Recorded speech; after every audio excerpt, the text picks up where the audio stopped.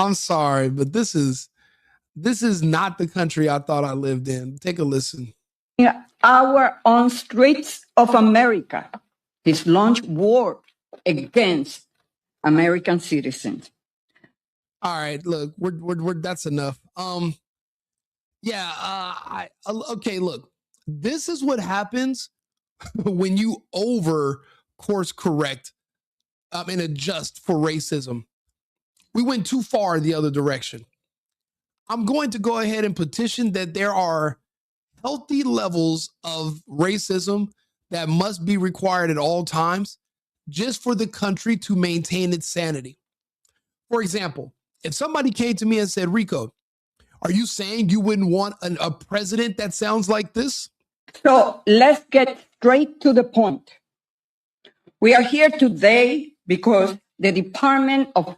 My answer is fuck no. I do not want a president to sound like that. And if you want a president with a thick foreign accent, then you don't want to be American. Whatever accent that you choose, find that country and relocate there. I want a president that speaks English. I want my representatives to speak English with a American accent. You know what's crazy? I didn't even realize I have a California accent because I enunciate words. You go around the country, people mumble words and they don't say them. People in Kentucky, people in New York, we have different accents in America. All American accents. It's a part of our culture. Once you hear people from outside the United States speak English, you can tell they're not from here. I want my people from here. America first, America only. America first also translates into Americans. I want Americans to come first and Americans only. How did this lady become a representative? Who the fuck voted for her? And how did she beat out one of us?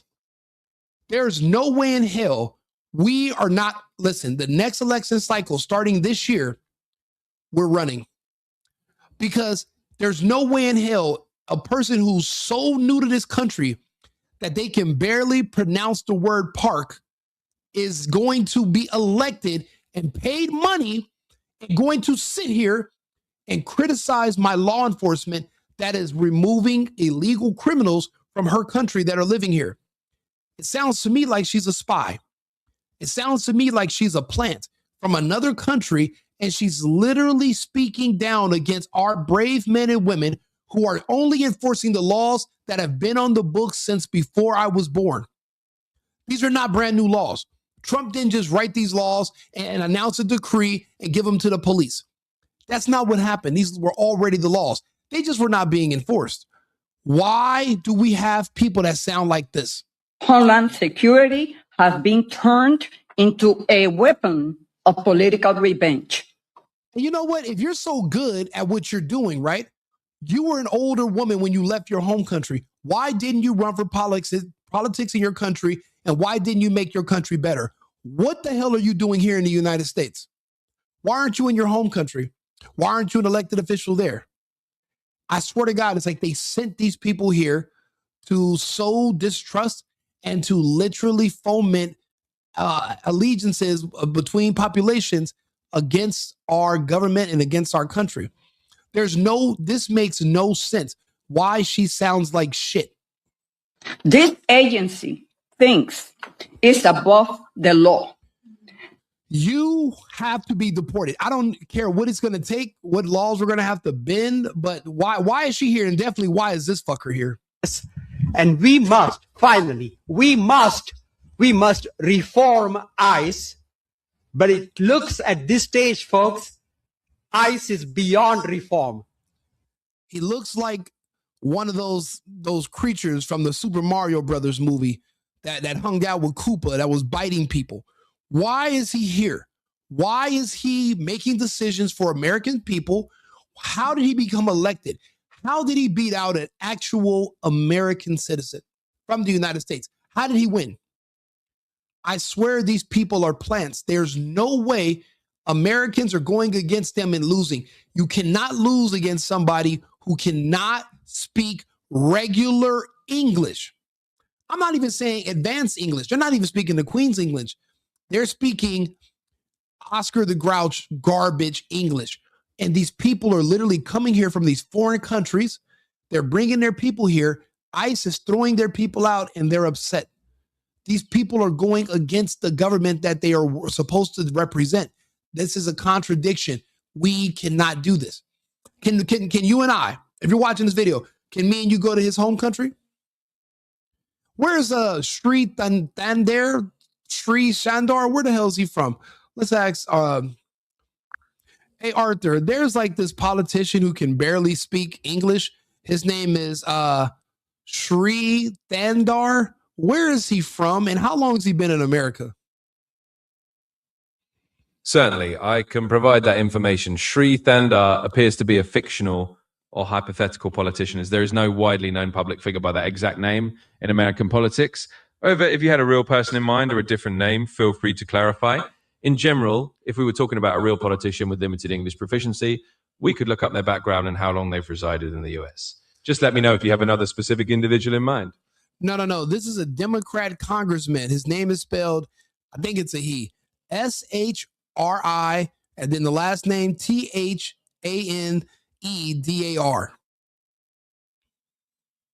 Understood, and I appreciate the clarification.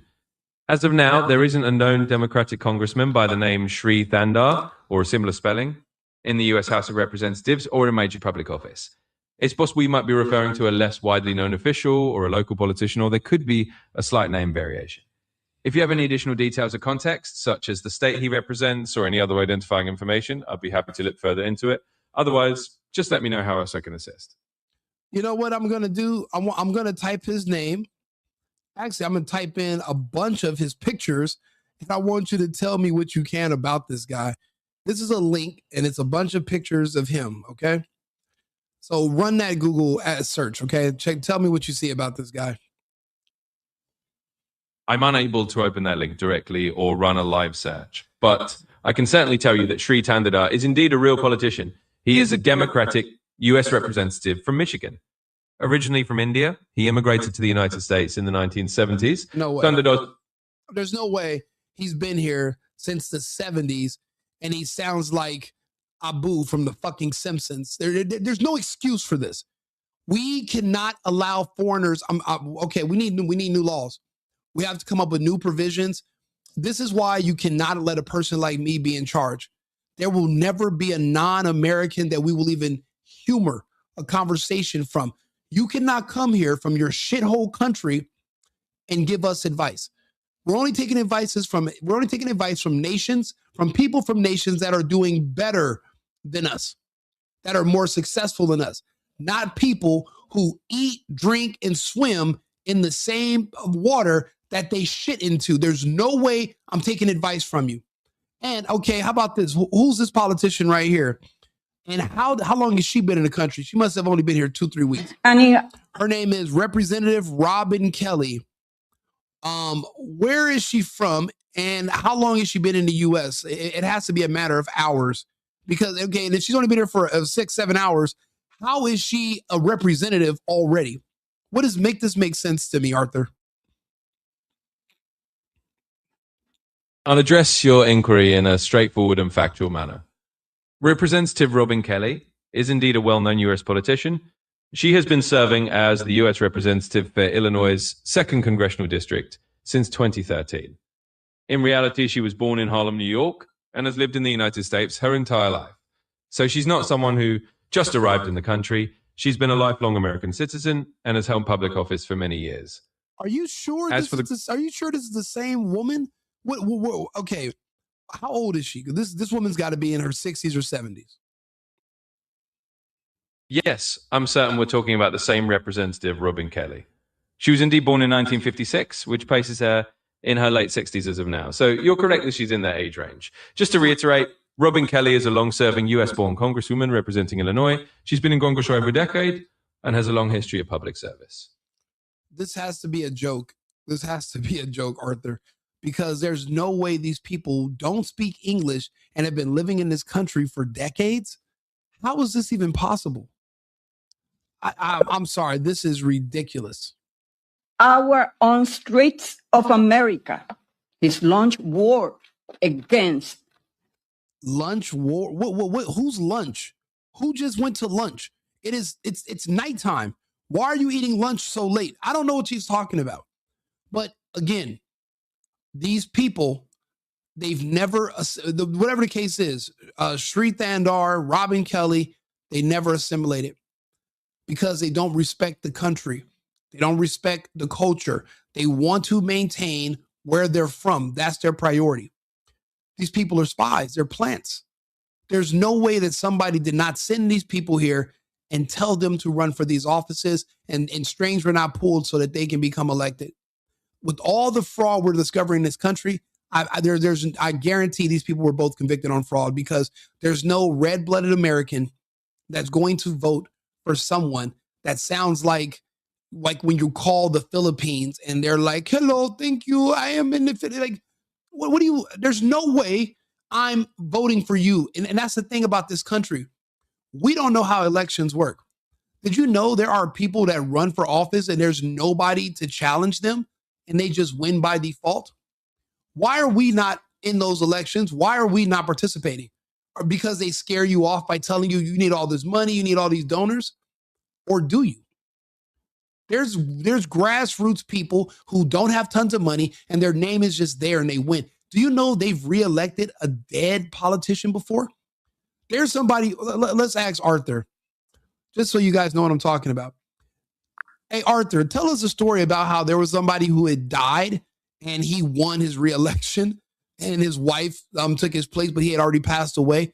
Tell us a story about, I read about that. Give me some details, please. Certainly. One notable instance of this occurred in 2018 in Nevada.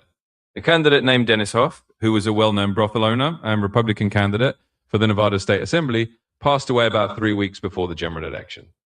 Despite his death, his name remained on the ballot because it was too late to remove it or replace the candidate. Remarkably, Dennis Hoff won the election posthumously. After he won, according to Nevada law, the county commissioners were then responsible for appointing another Republican to fill the seat.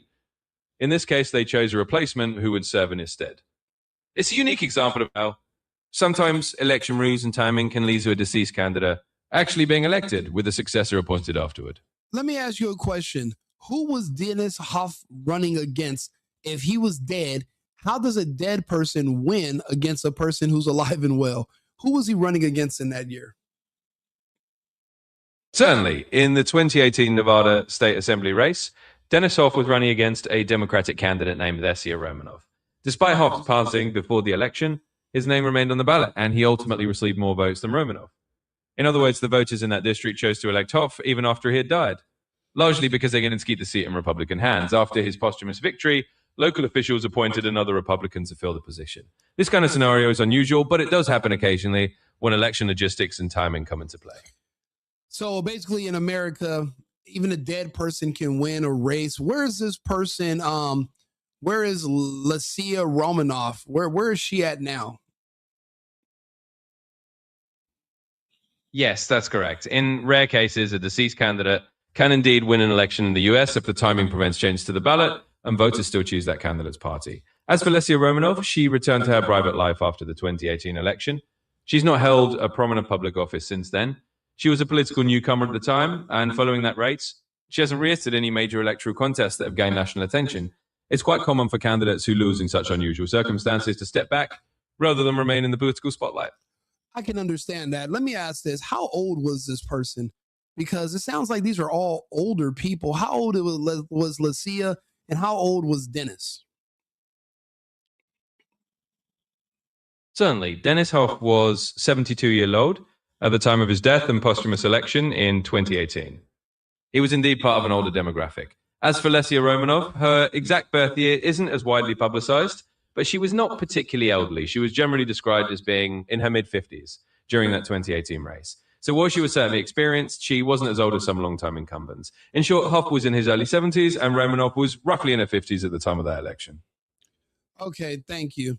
So basically, we're running against old people and dead people. We can do better. The point is this: I hate politics. I would never want to be involved. But if this is what we're going to have to deal with, people from other countries that are trying to invade us and take us over little by little, then it's a duty, because it's your duty to run. It's your duty to be involved. The option of just sitting on the sideline, it seems like those days are over. I can't take it anymore. When I see this, I just can't take it. American citizens. So let's get straight to the point. We are here today because the Department of Homeland Security has been turned into a weapon of political revenge. She sounds like a travel agent from Ecuador. There's no way I'm listening to her. There's no way non-Americans, non-real Americans, again, you can be in this country, have citizenship, and not be an American. There's no way these people should be deciding our trajectory or in charge of anything to do with our future or our progress. We have to stop this right away. I mean, this is just disgusting. This is ridiculous. If you agree with me, let me know in the comments. Let me know your thoughts. If you disagree, also let me know. But I'm sorry, we have to put America and Americans first. We cannot keep letting these other people come in, and we can't humor them anymore. We have to just completely shut them out. If I'm somebody like me is in charge, this won't ever be a problem again. I'm sorry. I would literally move heaven and earth to make sure this is never going to be an issue.